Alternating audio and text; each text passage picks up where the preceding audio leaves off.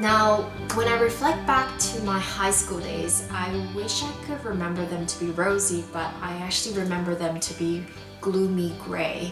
Most of my days were colored by me stressing over classes because I had to get an A in all of them. If I got any less than an A, then it was a failure in my mind. And I populated my schedule with courses like maths and science that I was already good at, and I didn't dare taking any courses that I had a risk of getting any less than an A. And it wasn't just enough to be good at academics, but I had to be good at a variety of things. So I competed in varsity swimming and music, and I took on leadership roles for a variety of clubs. And if I didn't do as well as I hoped, then I beat myself up excessively with very harsh self-criticism because I thought that was the only way to be. With no pain, there's no gain. I remember that during break time, I would go to the cafeteria and glance over at the tables where the cool kids hang out. They were so good looking and they looked like they were having such a good time. And I honestly believe that they led a happier life than the rest of us and really envied them. I remember feeling lonely during most of the break time because I really wish that there was a social group that I fit in and I felt safe in. And I tried on different personalities to look for such group, but never really quite landing on one. I remember looking at couples with envy because dating someone cool was a real status symbol. And so when I think back to my high school days, I had a few ongoing challenges to the extent of doing well academically and fitting into a worthy social group. Back then, I used to believe that if I worked hard, got good grades, got into a good university, and got high social status, then my life would be set. That I'll be surrounded by cool friends and I'll be happy forever. Now, little did I know back then that challenges will continue to show up in my adult life, that I would have such a difficult time getting pregnant, which will fill me with days and days of anxiety, sadness, and disappointment, that I would experience the loss of my own child before they were born, which filled me with utter devastation, that I would experience rejection from numerous jobs despite going to Harvard University, and would experience a blatant rejection and isolation from colleagues at work, which left me feeling lonely, insecure, and with lots of self-doubt.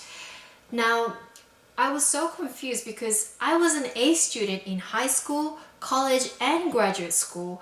Why were challenges continuing to show up in my life? Wasn't life supposed to get easy for those who worked hard? Where did I go wrong? I kept thinking that I was a special odd case that kept finding life to be challenging, and I felt all alone.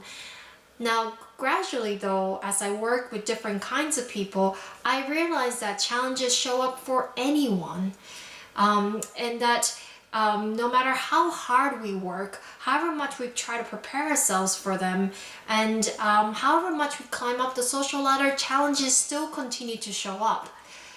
Now, you may not have experienced the exact challenges that I've experienced, but I'm pretty sure you know what it feels like to feel frustrated or lonely or insecure or stressed because of the challenges that you might be currently experiencing.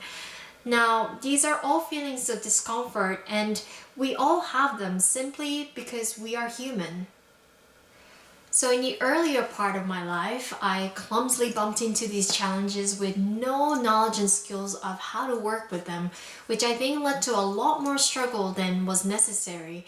And it was only through pure luck that I met individuals who helped me find alternative ways of experiencing and responding to these challenges. And it's in this practice that I engaged in afterwards that I realized that while challenges and discomfort are inevitable, there are ways to experience these challenges with less struggle and more growth for ourselves and others, that's based on what's important for all of us, and that's entirely our choice and our responsibility. So I created this course for high school students so that we can all build our capacity to work with the challenges that we might currently be experiencing or the challenges that are yet to come. And I'm driven to do this because no amount of high school classes have helped me work with the challenges that life presented.